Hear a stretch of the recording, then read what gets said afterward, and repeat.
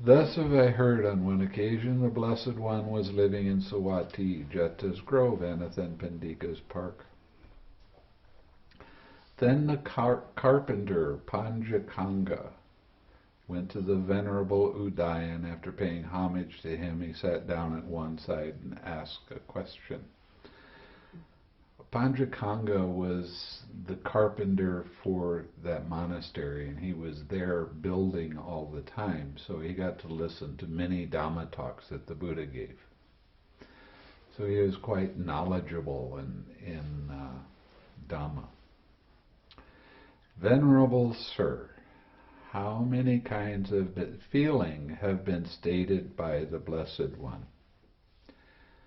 3 kinds of feeling have been stated by the Blessed One, householder: pleasant feeling, painful feeling, and neither painful nor pleasant feeling.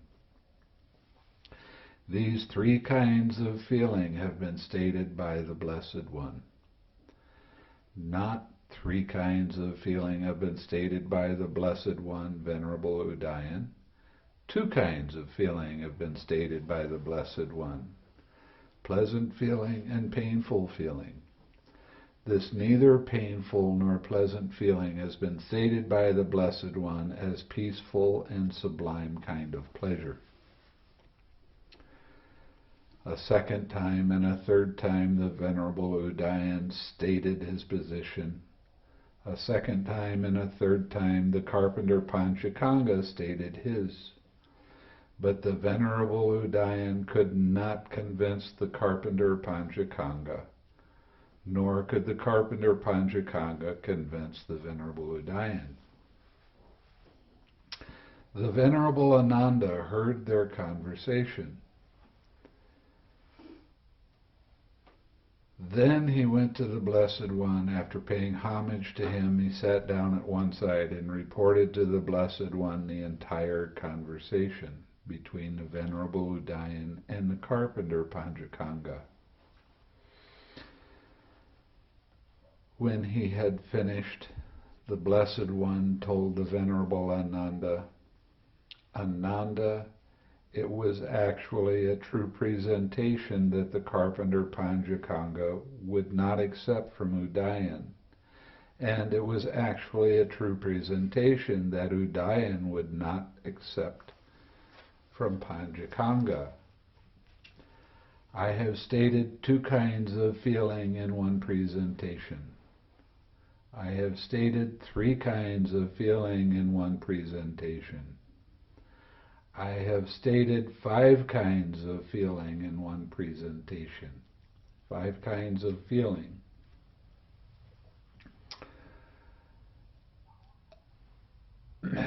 Painful bodily feeling, pleasant bodily feeling, painful mental feeling, pleasant mental feeling, and equanimity. In Pali they call it dukkha, sukha, domanassa, somanassa, and upekkha. I have stated 6 kinds of feeling in another presentation. What are the 6 kinds of feeling? The feeling at each one of the sense doors.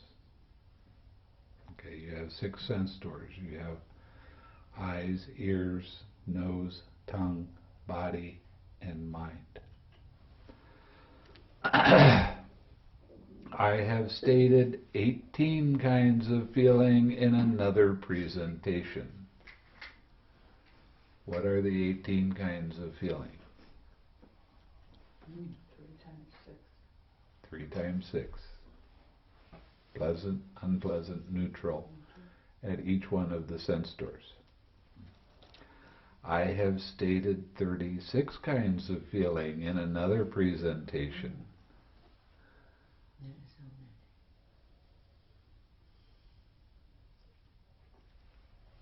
Come on, you've heard this more than once.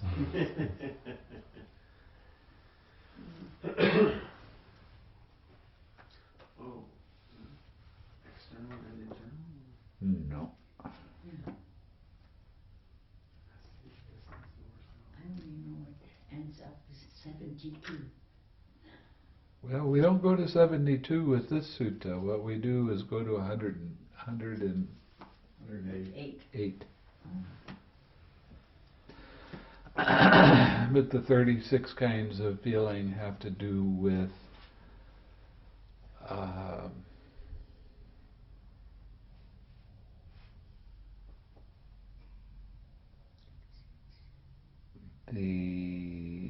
there's 6 householder kind of feelings and 6 sangha kinds of feelings, and they go into each one, and it turns out to be 36. I'll just let it go at that for right now.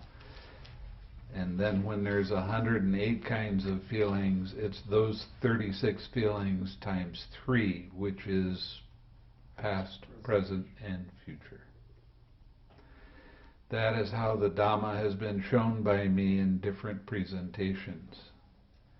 When the Dhamma has thus been shown by me in different presentations, it may be expected of those who will not concede and allow and accept what is well stated and well spoken by others, that they will take to quarreling and brawling and disputing, stabbing each other with verbal daggers.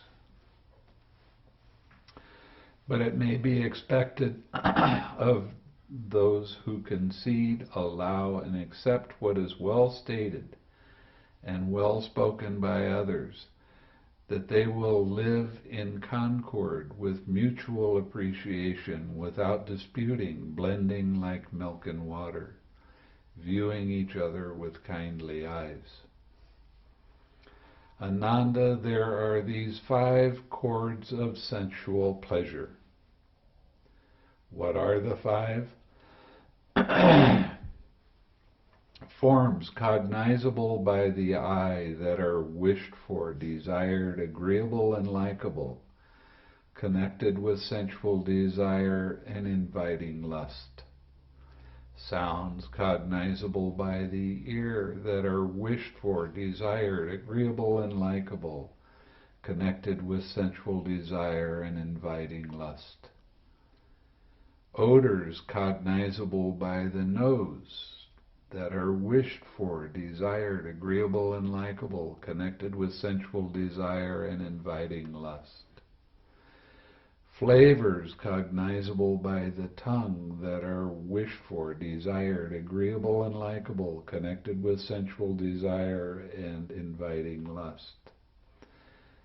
Tangibles cognized by the body that are wished for, desired, agreeable, and likable, connected with sensual desire and inviting lust. These are the 5 chords of sensual pleasure.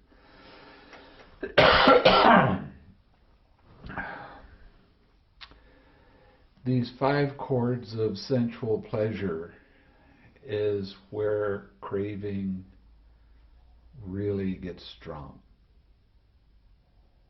You have a sight that you like or you don't like, and that sensual pleasure of seeing is where your mind grabs onto it, and that craving arises. I like it or I don't like it. And then there's all of the thoughts, concepts, opinions, ideas, and story about why you like or don't like it. In other words, you have thoughts all of a sudden taking you away from the actual experience. That's the danger with the sense pleasures, if you don't see them the way they actually are.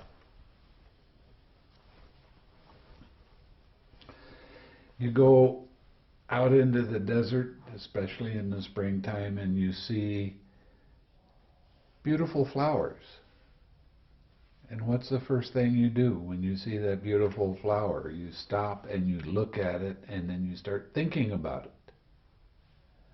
But there's a process that happens every time. And that process is the eye hits the color and form, and eye consciousness arises. The meeting of these 3 things is called eye contact. With eye contact as condition, eye feeling arises. This is not an emotional feeling. This is pleasant, painful, neither painful nor pleasant feeling.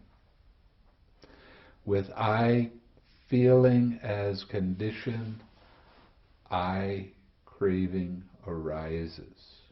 I like it. I don't like it. With eye craving as condition, clinging arises. All of your thoughts about that. And then your habitual tendency arises right after that. This is where your emotional attachment really gets strong.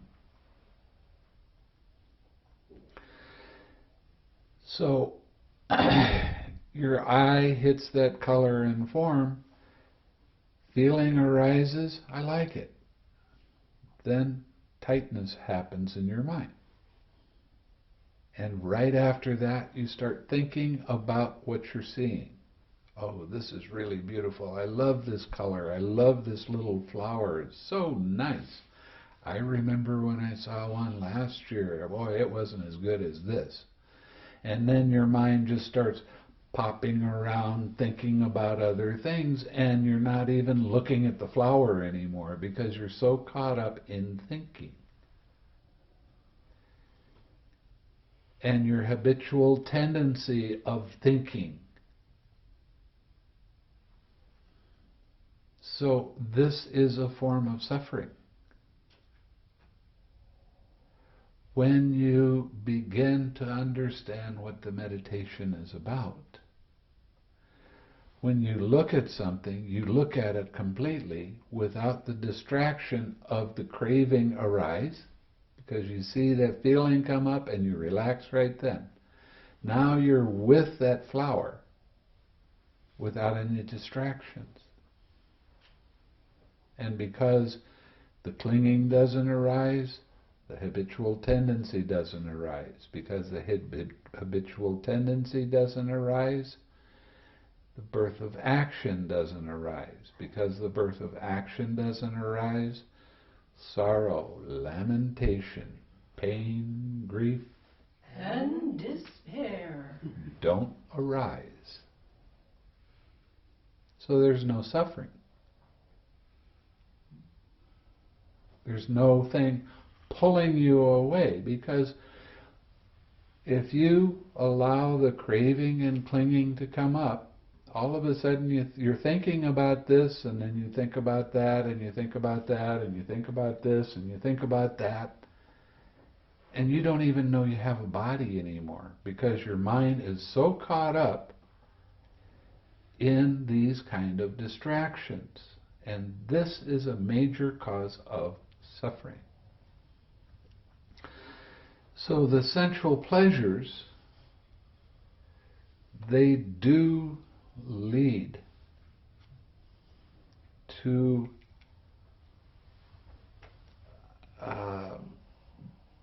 liking and disliking, and judging and condemning, and you get really caught up, so that you don't even know where the present moment is or what it is. Now, your habitual tendency is, when I see something like that, I always think about it this way. Now, you have your emotional tendency. And that emotional tendency clouds the color of the world. You'd be surprised how many people come to the meditation center while I'm there, and after a few days, they'll come and tell me how brilliant all the colors are in the forest. Why does it seem like they're so brilliant? Because they're starting to see things in black and white. Their mind gets so clouded with so much stuff. But when they come to the meditation center and start following the instructions the way that I'm teaching, all of a sudden they're able to see things the way they actually are without that mental haze coloring everything. This happens especially with people that are depressed. I have a lot of people coming to the meditation center and they have black and gray clothes. And I suggest to them they might wear a color other than that. Well, that's the only kind of colors I have. Sound familiar?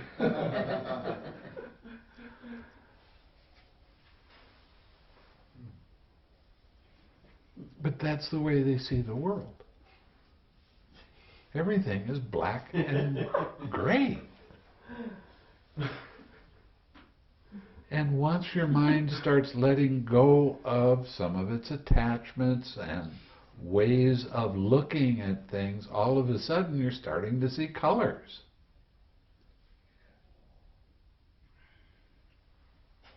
There was a girl in South Carolina. She's a beautiful woman, black and gray. I said, what kind of colors, what kind of clothes do you have in your closet? Oh, I have some brown. Mostly it's gray. And I said, why don't you try wearing something that has a bright color? Oh, no, I don't need any of that. These are the clothes I have, works just fine. I said, you're showing off your mental state. So she finally went out and got some different colored clothes, and it changed the way she saw the world.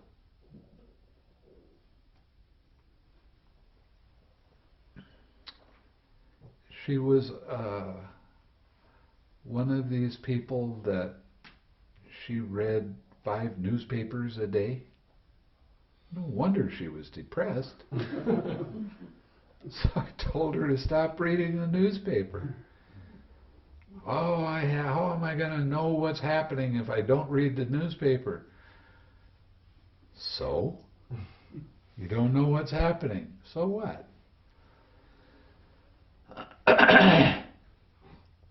When I went to Burma, I went in 1990. That was the year that Russia fell. I like history. This is a major event of the 20th century, right? I didn't find out about it until 1992. Because I didn't talk to anybody about that stuff. The only person I was talking to was my teacher. And it was always about the practice. And when I got out of Burma and I found out Russia fell, I was crushed. This is a major thing. And then I started thinking about it, well, what's a change in my life? Didn't change anything. So what difference does it make? It's just more garbage in. If you actually think about it, the news doesn't really change from one year to the next. It's more of the same stuff. And you're a lot happier if you don't follow it every day, because it gets you depressed. Then you can worry. Show me one thing about worry that's good.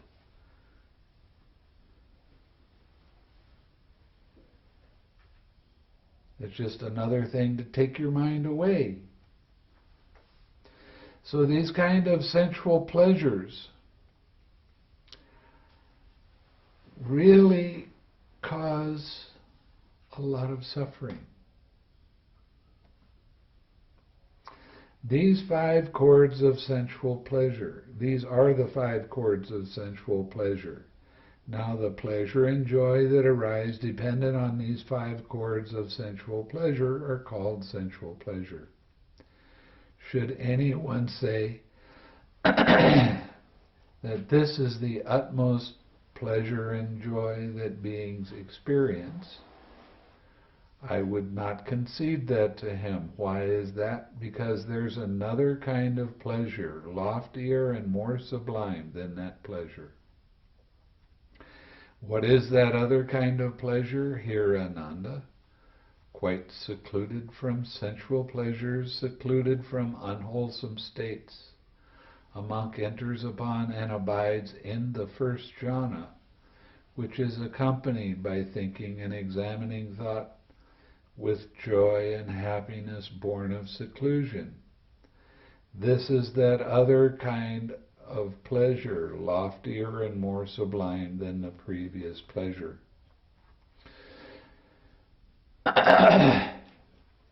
You've heard me talk quite a bit about the hindrances and how they are not your enemy to fight with, how they really help your meditation to improve, because you need to see how it arises. How is the major question? Your mind is on your object of meditation. You're thinking about what you're going to eat tomorrow at lunch. How did that happen? How did your mind go from here over to there?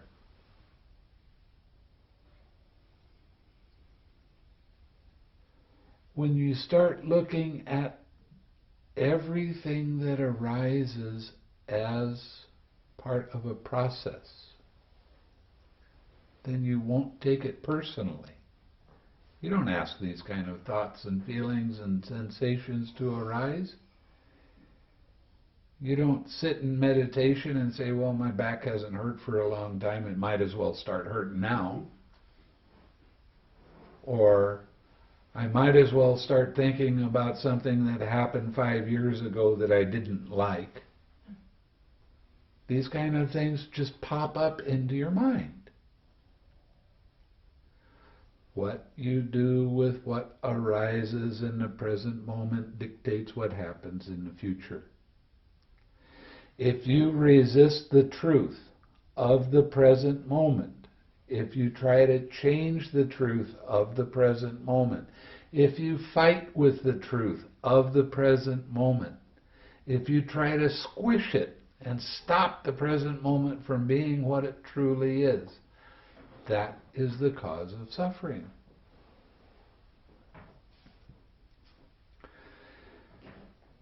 That's why the hindrance comes up, because of some past action that was pushed down, pushed away. For instance, you have a job. You get up in the morning and you feel real happy, and then you go to work and the boss greets you at the door and they're not happy.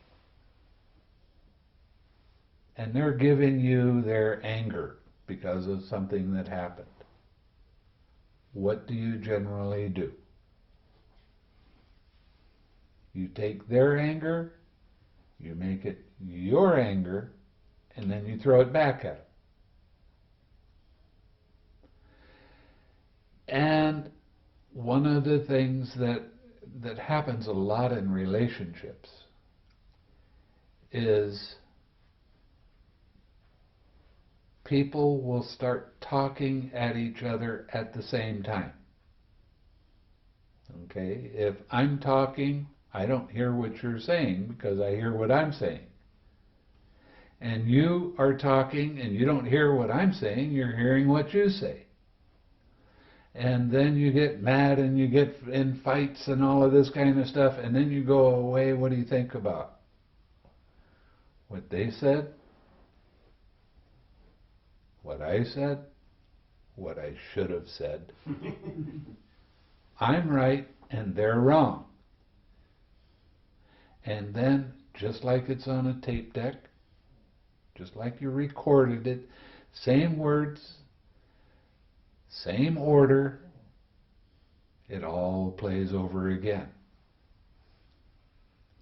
Who has an attachment? Who is identifying with their thoughts and their feelings? Who is causing themselves pain?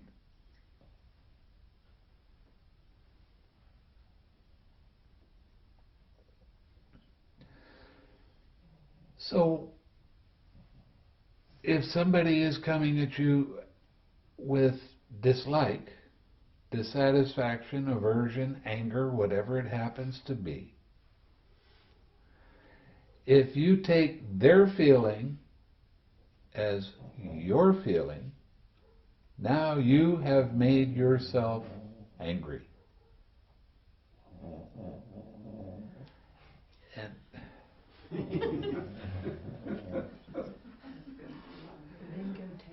And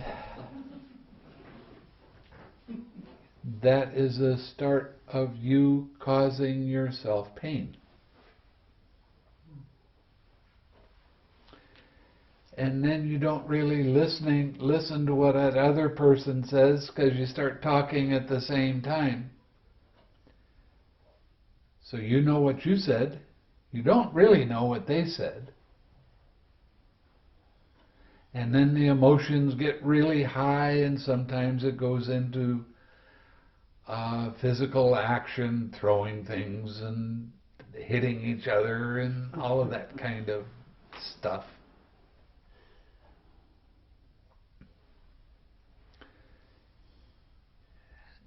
And while you're thinking of what just happened, you get mad at your mate and you jump in your car and start driving away, and you immediately get an accident because you're not driving anymore, you're thinking. That's how accidents happen. I didn't even see that post there.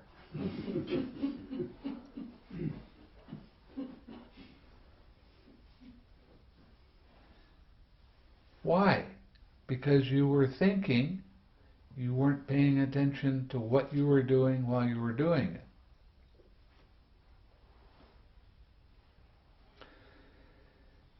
There's all kinds of instances like this where we cause our own pain. And it's your choice. It's not anybody else's fault. You can't blame anybody else for your suffering, because you're doing it to yourself. You're causing your own suffering because your perspective is, I am my thoughts. I am my feelings. I am my sensations. And I don't like it. And with that dislike comes the want to think a feeling. The feeling is painful. And our habit is we try to think our feelings away. And it doesn't work. Now, with the instructions that I gave you in the meditation, I said when you have a pain arise in your body, the first thing you do is you try to think the pain. You think about it. Geez, I wish it would stop. Why doesn't it go away? Why does it have to bother me now? Every thought about the feeling causes the feeling to get bigger and more intense. So the first thing you do is let go of your thinking about and relax. Now you see the feeling, and you see that tight mental fist of aversion. I don't like that feeling. So you try squishing it. It's like that hot coal I was talking about. You pick up a red hot charcoal, put it in your hand, and you say, oh, that hurts. So the way you try to make it stop from hurting is by squeezing it. And you go, oh, that really hurts. So you keep squeezing it, you keep squeezing it. But what the Buddha tried to teach us is to allow without getting involved. It's only a feeling. It's okay for the feeling to be there, even if it's painful. It's okay. It has to be okay because it's there. What are you doing with what arose in the present moment? What I'm trying to show you is that you need to allow the present moment to be the way it is without trying to change it. You can't use the 6 R's as some kind of a stick to make it go away. Doesn't work. You use the 6 R's to allow that feeling to be there by itself, but you don't keep your attention on it, and you relax into that. Let go of that tension and tightness caused by that feeling. That means you're letting go of the craving. When you let go of the craving, your mind gets clear, your mind gets bright, your mind becomes pure. Then bring up something wholesome.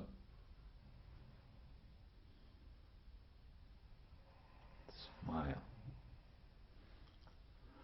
And come back to your object of meditation. See, all of this stuff that I'm showing you is all interconnected. This is like a weaving. It goes like this. One of the problems with people that rely just on commentaries is all of these separate pieces that I'm talking about. They have a tendency to take them out and look at them really, really, really closely, but they never show you how they're supposed to work together. And that's one of the reasons why Buddhism in this century is so confusing for so many people, and why there's so many different ideas about what Buddhism is. Because of examining this little tiny thing instead of seeing that that's part of the whole and it's all interconnected. Then you got 5 aggregates. You have a body, you have feeling, you have perception, you have thoughts, you have consciousness.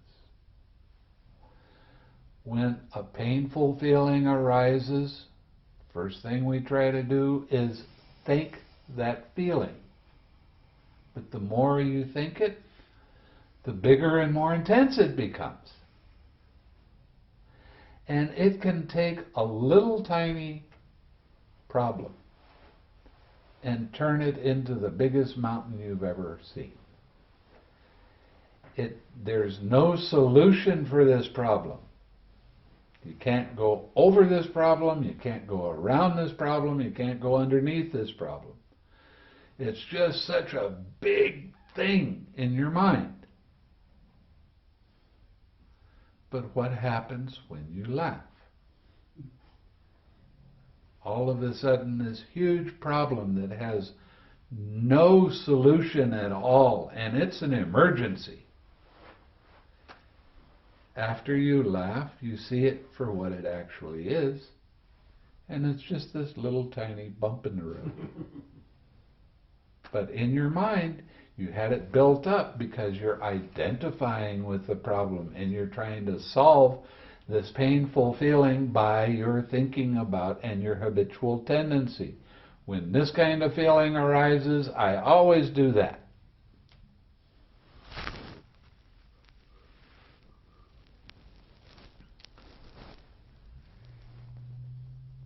So you cause yourself suffering. You cause yourself a lot of undue pain. You don't need to do that. One of the reasons that I kind of insist that everybody smile is because you become aware of this as a process, and it's an impersonal process. It's not me, it's not mine. Everything that arises in your mind is a concept. Okay, we can't think without concepts. It's impossible. What's a concept? Well, I'm sitting in a chair. Where is the chair? Is it the arms? Is it the seat? Is it the legs? Is it the back? A concept is something that's made up of a lot of little parts put together to make up this idea. Everything that arises in our mind is part of a concept. As you learn to look more and more closely to how this process actually does work, it starts to lead you to more true happiness and being in the present moment. You know, the only time you're alive is right this second. Everything else is projection of the future or memory of the past. You're not in the present moment when you're doing either one of those things. So this is a constant arising and passing away, arising and passing away, arising and passing away. The more you can have a light mind that sees that this is nothing but a process. It's not mine. It's just stuff that's happening right now. And it's okay for it to happen. It's okay for it to be there. It has to be okay because it's there. I always get a kick out of going to different kinds of lectures from different religions when they start talking about all of their concepts and beliefs and opinions and ideas. And then you say something to them about, you're only alive in the present moment, right? Everything else is wishful thinking, or it's a memory. A lot of, even some of the Hindus, or there's no such a thing as a Hindu, that's a new term, a Brahmin, that it'll stop them cold. And you say, well, isn't this part of an impersonal process? You don't have any control about what's happening right there. So anytime you take your feelings, your sensations, your emotions personally, you're causing more and more suffering to yourself. And again, you can't blame anybody else because you're doing it to yourself. It's really amazing how much people want to blame external suffering as external things instead of look inside to see how they're causing that suffering in themselves. Well, you made me mad. I didn't make you mad. You made yourself mad.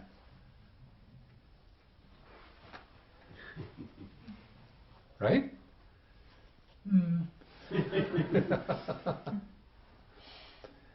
But these hindrances are really, really important because that's where we have in the past had an attachment and we didn't let it go, but we kind of stuffed it down.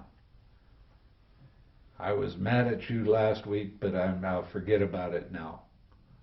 Then a similar kind of situation comes up, and that anger you had last week all of a sudden is on top of the new anger, so it gets more intense.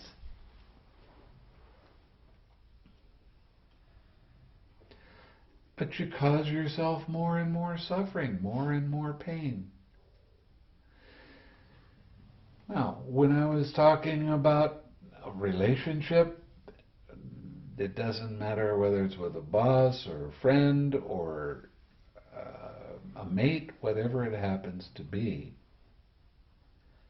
You talk, they talk at the same time, they go away, you start thinking about what you should have said, how you don't like this, and you keep having repeat thoughts. Any time you see that you have repeat thoughts, whose thoughts are they? Who is attached? Who is causing themselves suffering? I am. But we don't like to take that responsibility. We'd rather throw it on to somebody else. You made me mad. You didn't. You made yourself mad. Just because what I said or did didn't agree with your idea of the world doesn't mean that I'm wrong, necessarily.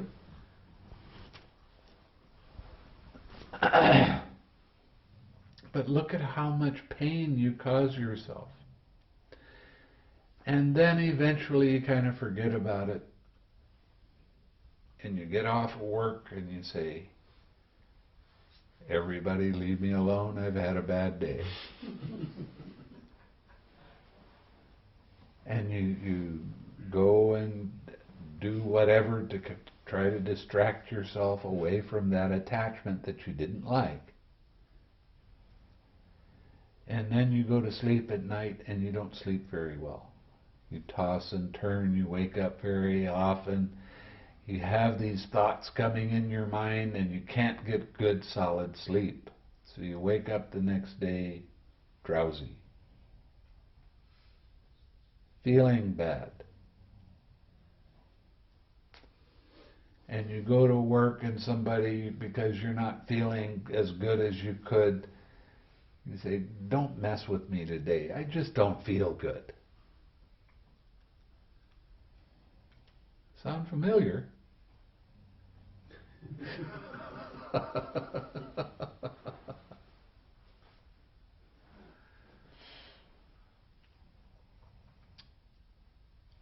So, by not taking responsibility for your own thoughts and your own ideas and your own concepts and your own opinions and your own cravings, by not taking that responsibility, sometimes it'll take a few days before you start to forget it, until another situation comes up, and guess what happens again?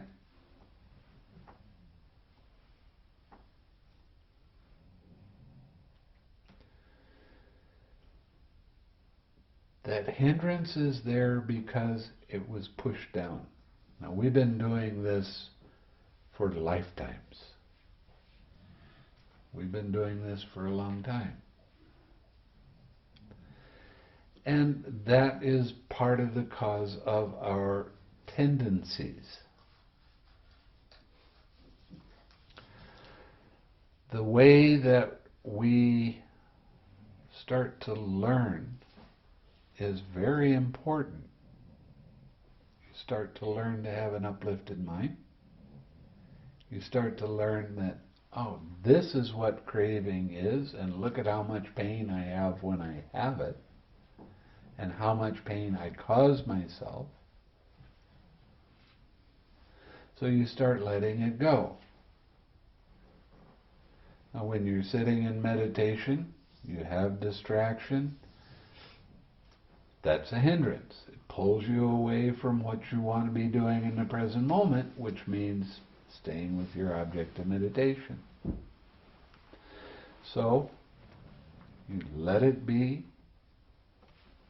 you relax, you smile, you come back to your object of meditation. Whoops! You let it be, you relax, you smile, you come back to your, oh, there it goes again.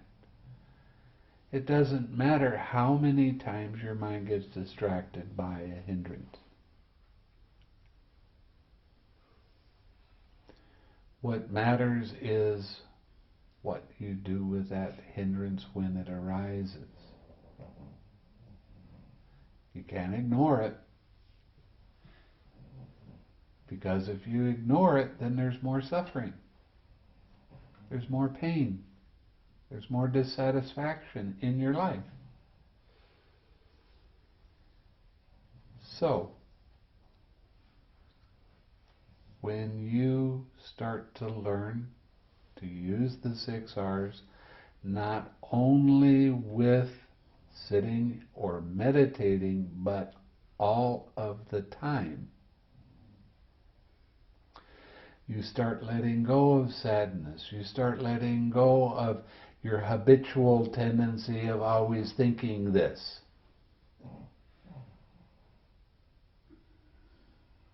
And you get into the present moment. And the present moment, there is contentment there. There's no coloring of anything when you see how things actually work.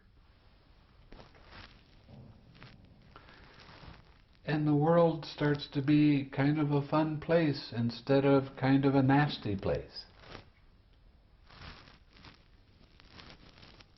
So it's real important to learn about the hindrances and how you cause yourself pain by resisting a concept, an idea, an opinion, a past action.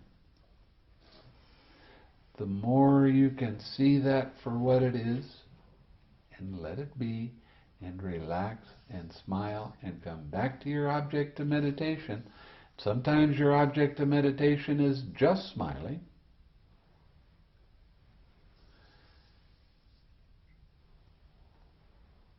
Then you're letting go of the suffering.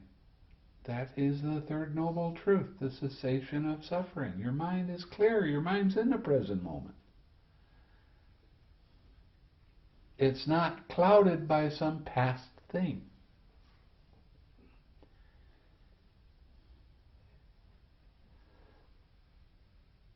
As you become familiar with your old habitual tendencies that always cause pain to arise, you start going, why am I doing that to myself?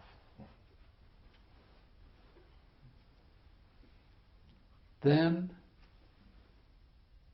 you start experiencing what true contentment is. I looked up the definition of contentment. In the dictionary it says contentment is happiness. I thought that was kind of interesting.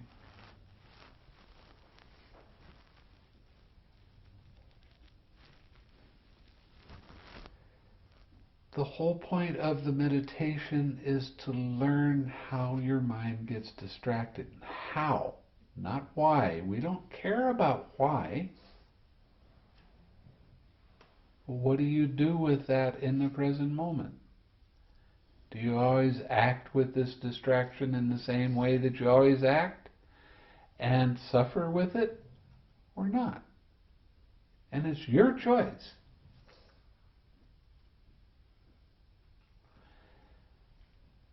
Every time you're sitting and your mindfulness gets a little bit weak, you're staying with your object of meditation very nicely, and your mindfulness gets weak for whatever reason, all of a sudden you have another hindrance to work with.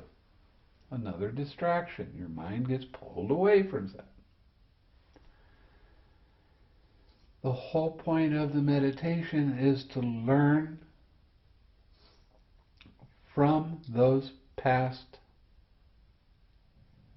cravings, learn how to let them go, and you get a clearer and clearer mind. As you go from one meditation stage to the next,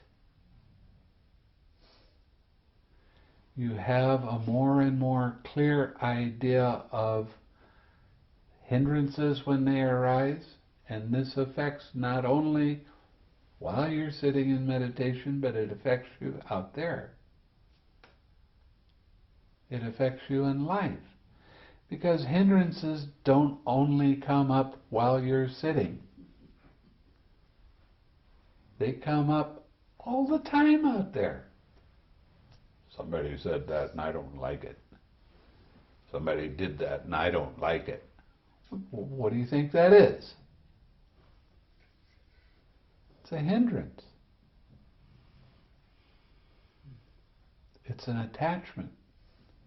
They keep coming up over and over and over again in all different kinds of ways until you learn to recognize how this process works.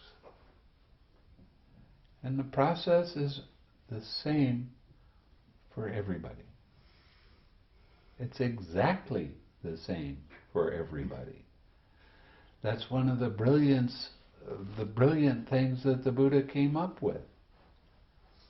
It doesn't matter what culture you come from. Your mind works the same as everybody else's. So what is cultural difference? Nothing. Really. We're all human beings. Our mind all work in the same way. That's a pretty interesting insight.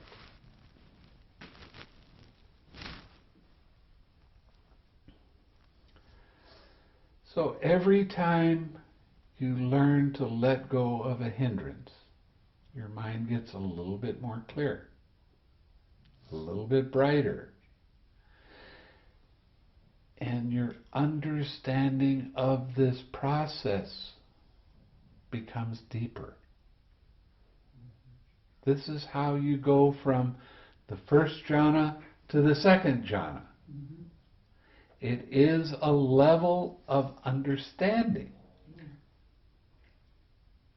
It's not a level of concentration. That's not it. You're teaching yourself by the way you handle your hindrances. And you start having more and more equanimity, balance of mind. And that starts to come out into your daily life. So you start changing a little bit. So it's a real important aspect of what the Buddha was teaching us. As you go deeper in your meditation, you go through the first jhana, the second jhana, the third jhana. There's all of these different things that happen at different levels. But they all are attached to your understanding of this is a process. Every thought you have, every opinion you have, every concept you have, every time you identify personally with whatever these thoughts and opinions are, you're caught and causing yourself more pain and suffering. When you start going into the jhanas and you start gaining small degrees of balance of mind, and you go to the next jhana and it gets a little bit better, and you go to the next jhana and it gets a little bit better, you're teaching yourself what the meditation really is. You're teaching yourself by learning how this process works. I'll get off my soapbox now.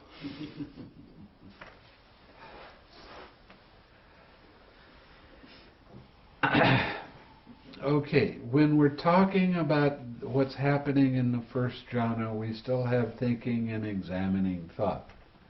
We have joy, happiness, and collectedness of mind. And what it's actually talking about when you get in the first jhana, the joy you experience, there's 5 kinds of joy. The first 3 kinds of joy can happen for anybody at any time. The last 2 kinds of joy only happen through mental development. The first kind of joy is when you get goosebumps. You get happy and there's some goosebumps that come up. Oh, that's nice. The next kind of joy is like a flash of lightning. It's real intense joy, but it's only there for a brief moment, then it fades away. One of the aspects of joy that is real interesting, excuse me, always after joy arises, the next thing that happens is your mind becomes tranquil. Very calm, very peaceful, clear thinking. So the next kind of joy that arises is like standing in the ocean and just having a wave of joy come over you. And then another wave of joy. And this is really nice. And after that fades away, your mind becomes very peaceful and calm, and you think, this is good stuff. But this can happen for anybody when the conditions are right. The next kind of joy is called uplifting joy. This is the kind of joy that you experience when you get into the jhana. This kind of joy, your mind is very light and your body is very light. And it's a happy feeling. And it has excitement in it. Ooh, this is good stuff. I want to keep this one. But joy will fade away as long as you don't attach yourself to it.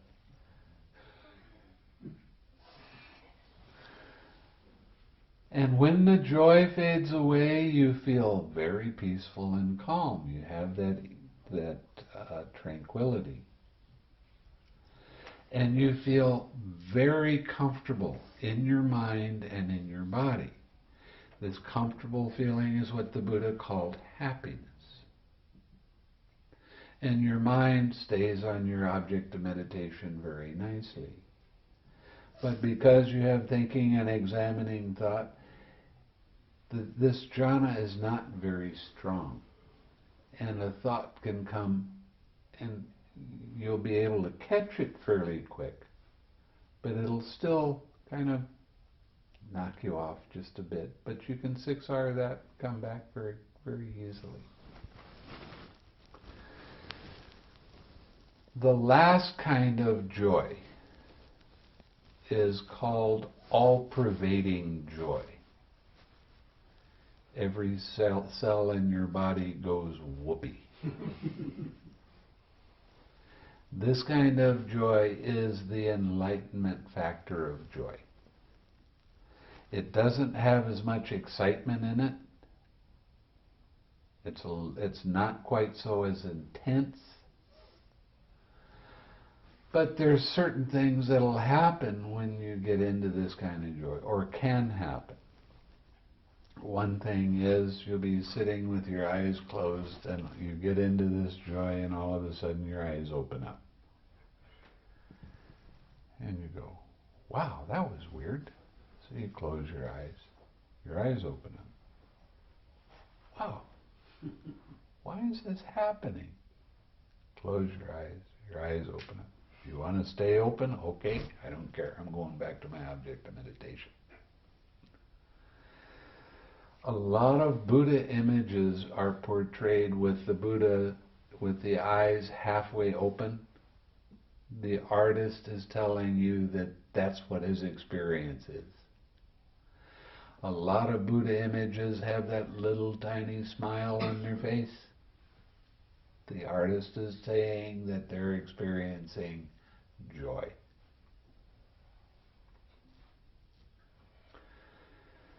Now, as you start going deeper in your meditation, and you start staying on your object of meditation for a little bit longer, and then a hindrance comes up and completely takes you out of the jhana. Now you have to work with this, but it's a little bit easier to work with.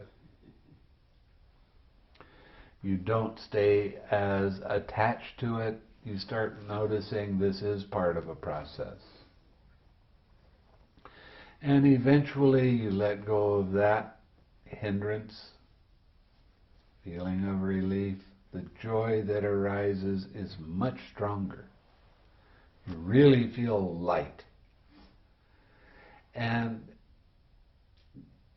you feel so light in your body and in your mind that you feel like you're just about ready to touch the ceiling. So you kind of open up your eye and see whether you're floating or not.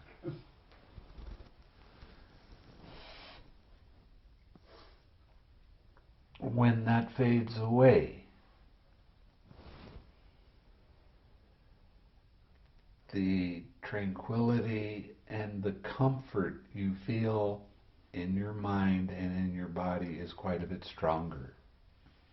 And you can sit for a longer period of time being with your object of meditation. Now, when you get into the second jhana, this is where you try to verbalize in your mind with your spiritual friend, may you be happy, may your mind be peaceful and calm, whatever your wish is, but it kind of causes some tightness to arise in your head. If you notice that, then you have to let go of the verbalization, the internal dialogue of making a wish. Now you just bring that feeling up of peace or calm or happiness or joy or clarity, whatever your wish happens to be. You have to feel that. Put that feeling in your heart. Surround your friend with that feeling, but don't verbalize. And you'll be able to stay a little bit longer on your object of meditation without distraction. When you get into the second jhana, this is where noble silence actually occurs, because you stop verbalizing in your mind so much. Now, you'll be with that for a little while. And then a hindrance comes up again. Your mindfulness gets weak. Now you have the hindrance, but you're starting to get a lot of confidence. I know what I'm doing with this now. All I have to do is ignore it. It'll go away eventually. And eventually you let go of that hindrance, and then you get into the third jhana. Now this is always a little comical time for me, because the meditator will come and talk to me about what's happening in their meditation, and I say, you getting any joy? No. You feeling comfortable? Oh yeah, real comfortable. But there's no joy. You feel strong balance in your mind? Oh yeah, really nice.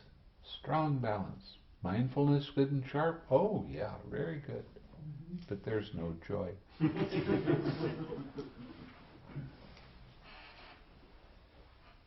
So I basically say, good, continue. Everything's going along fine. And then it comes back, but I don't have any joy. Well, you don't have to have joy. Not all the time. It's there for a little while.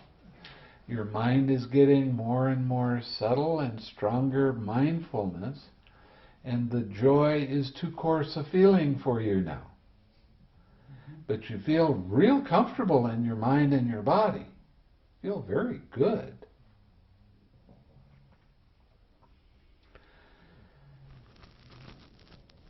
And you're able to stay for longer period of time with your object of meditation, your spiritual friend. This is really nice. You start to get more balance in your mind, and you start to lose feeling in different parts of your body. All of a sudden you're sitting and you say, no hands. What happened to my hands? They're not there. I don't feel them. And then you move a finger and you go, oh, it's there.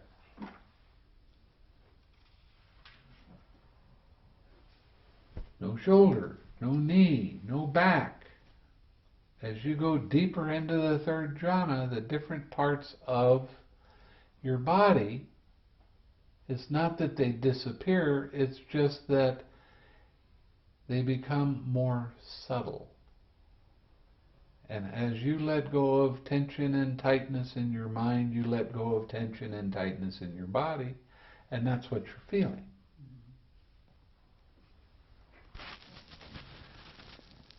So you stay with your object, your spiritual friend real well, and your mind has all this nice balance in it, and you hear a sound, and it doesn't make your mind shake. You know the sound happened, but it doesn't cause any disturbance in your mind. Or you feel a bug walking on you. It's okay. You know it's there, but it doesn't make your mind shake.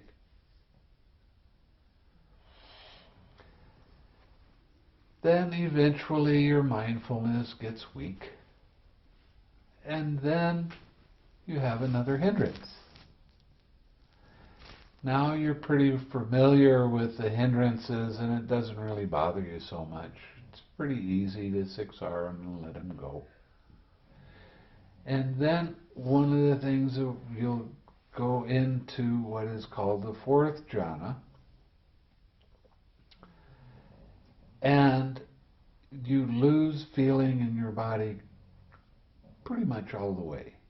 You lose gross feeling in your body. Subtle feeling in your body is still there. And it's kind of weird because you're sitting and all you feel is from your head up. You don't feel anything else.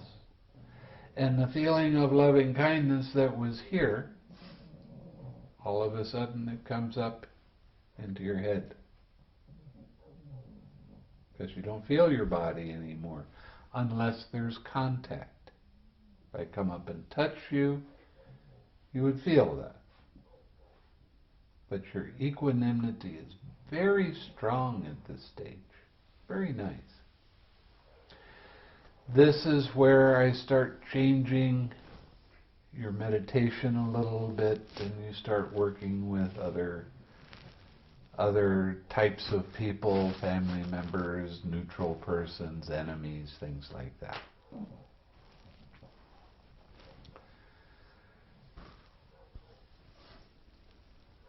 Then I'll change your meditation again, and I won't talk about that right now. And as you go deeper into your practice, the feeling of loving kindness changes to a feeling of compassion. And the loving kindness that you feel or the compassion that you feel is starting to grow, and it grows and it grows, and it's all directions at the same time. And it doesn't stop. There's just this feeling of expansion and compassion, but there's no center point.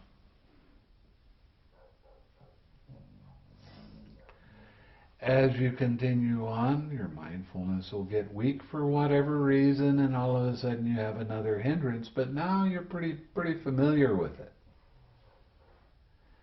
And you work with that hindrance, and all of a sudden the feeling of compassion changes to a feeling of joy. And you start to see consciousnesses arise and pass away very quickly. It's like with your eyes, it would be like seeing a movie that's going too slow and you're seeing the individual picture and the blank spot and the next picture and the blank spot. That's what happens. You start seeing individual consciousnesses. Now, to let you know how sharp your mindfulness is at this time, that sound was about 100,000 arising and passing away of consciousnesses. And you're going to be able to see individual consciousnesses arise and pass away, arise and pass away. And it happens at each one of the sense doors. It'll happen with seeing, it'll happen or hearing, it'll happen with seeing, it'll happen with taste, it'll happen with smell, it'll happen with touch. You'll notice individual things. And that's always kind of an exciting time, because I've come and tell you, why don't you focus on that little blank spot in between those consciousnesses? And as you go deeper, all of a sudden, the feeling of joy changes to a very strong feeling of equanimity. Now, mind is not looking outside of itself anymore. There's no external things. Now you're watching mind and the different things that happen in mind. And this is this is called the realm of nothingness.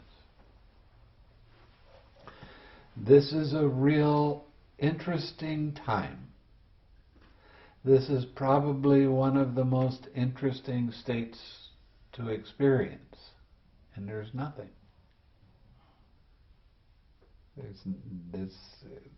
You start working with the amount of energy it takes to stay with that feeling of equanimity. And if you use too much energy, you get restless. If you don't use quite enough, you get dull.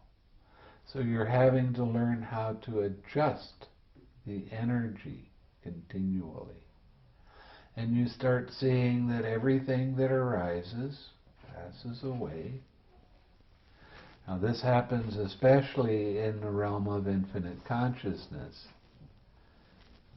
You see impermanence. Boy, you see it big time. And you see that it's kind of tiresome. It's always changing. It's always moving. There's always something there. And you see very clearly that there's no controller. It happens all by itself. You see this on even finer levels when you get into the realm of nothingness. There's all kinds of different things that occur that I'm not going to tell you about. You have to tell me about. And eventually you'll get to a state,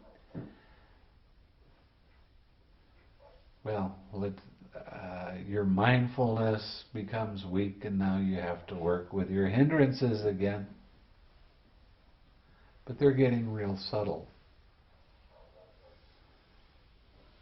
Then you'll be sitting and you go very deeply into your meditation. And you come and you start talking to me about it. And you say, is it possible to be asleep and aware at the same time? You have no idea how many people come and ask me that kind of thing. It sounds like there's the realm of neither perception nor non-perception, neither feeling nor non-feeling, neither consciousness nor non-consciousness.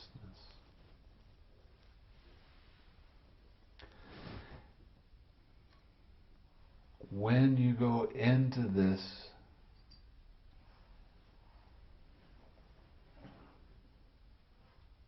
it feels like you're asleep, but you're aware. And when you come out of that state, then what you have to do is start reflecting on what you saw when you were in that state. Because the perception is kind of there and kind of not, and your feeling is kind of there and kind of not, and your consciousness is kind of there and kind of not. But when you come out, you'll remember what you saw. And you'll see colors, and you'll see shapes and other things, and you 6R those. By now your 6Rs are starting to be much more automatic. So all you have to do is put your attention on something and that flow of the 6Rs starts happening. Make sure there's a relaxed step in there.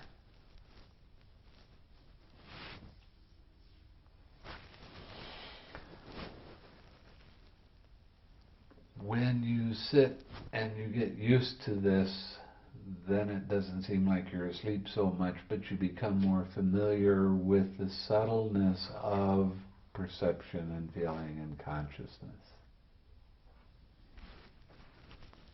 All of these different states that I've been talking about are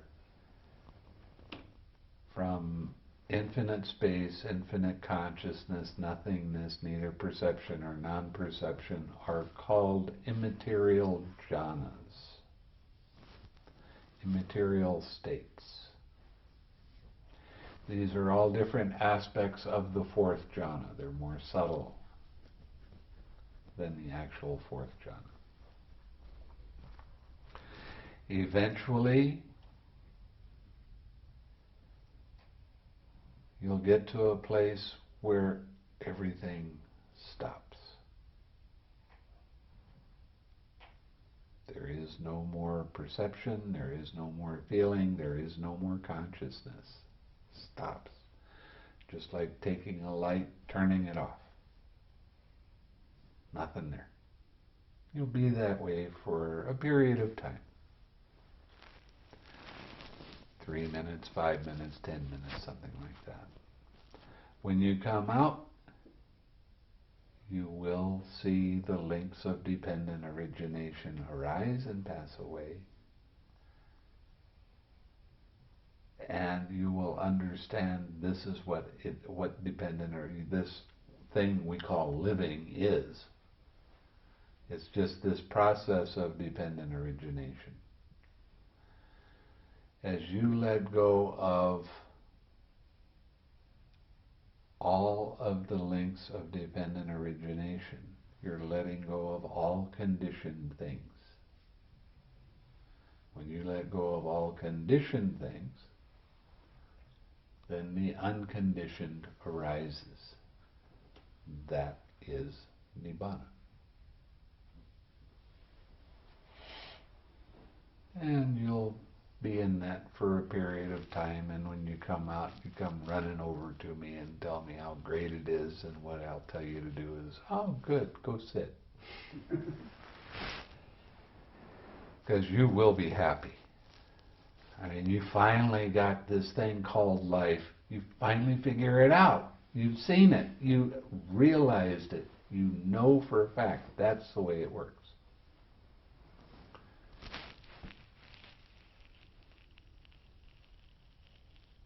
So I want you to go as high as far as you can, so I tell you to go sit some more.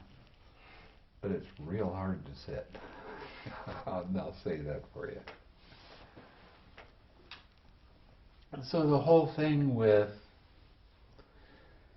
the jhanas is they're just different levels of your understanding of how this process actually does work. And you're teaching yourself that right now. When you see a feeling arise, and then you see this tightness, or you see these thoughts, and you see these habitual tendencies, you start 6Ring. You start letting them go. You start letting them be. You're teaching yourself because of the hindrances. The hindrances are showing you exactly how dependent origination works. Exactly. So, this is not a trivial thing that I'm showing you, or that the Buddha is showing you. I'm not showing you anything. It's really, really important for you to understand how this process works. How do you cause yourself suffering? You keep on thinking the same kinds of thoughts over and over again, and you keep on reacting the way you always act when that kind of thought arises. You're causing yourself suffering. What the Buddha wants to teach us is not how to react, but how to respond. Okay, you respond by using the 6 R's and letting go of that attachment. Well, I'm not as happy as I want to be. Okay. What do you do with that? Keep focusing your mind on happiness, what you think and ponder on that's the inclination of your mind. Does that sound familiar? You are responsible for yourself. I can't make you happy. You have to make yourself happy.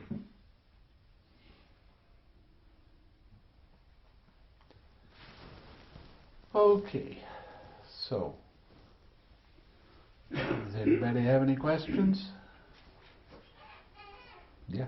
Why is it so hard to meditate after you've experienced Nibbana? Isn't it really easy after that? And be like, oh, wait, It's hard because you have so much joy you can't hardly... I mean, you've got it figured out. And it just makes you so happy that you want to, I can't do this.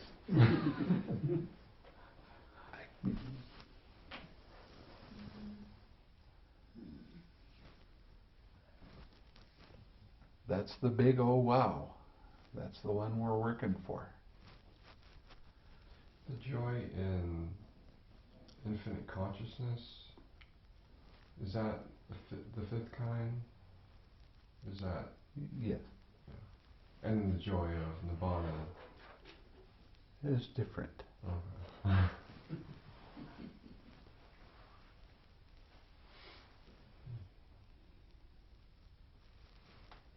It is all pervading, I'll give you that. I mean, even your toes are happy. Your toenails are happy. Everything's happy. It's the first foundation of mindfulness. Yeah. That's all.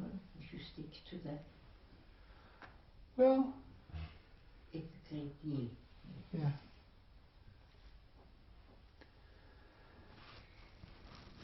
Okay?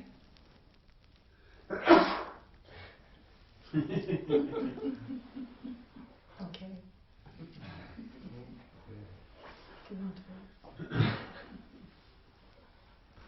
Let's share some merit then. May suffering ones be suffering free, and the dread fearless be. May the grieving shed all grief, and may all beings find relief. May all beings share this merit that we've thus acquired for the acquisition of all kinds of happiness. May beings inhabiting space and earth, Vedas and Nagas of mighty powers, share this merit of ours. May they long protect the Buddhist dispensation. Sadhu.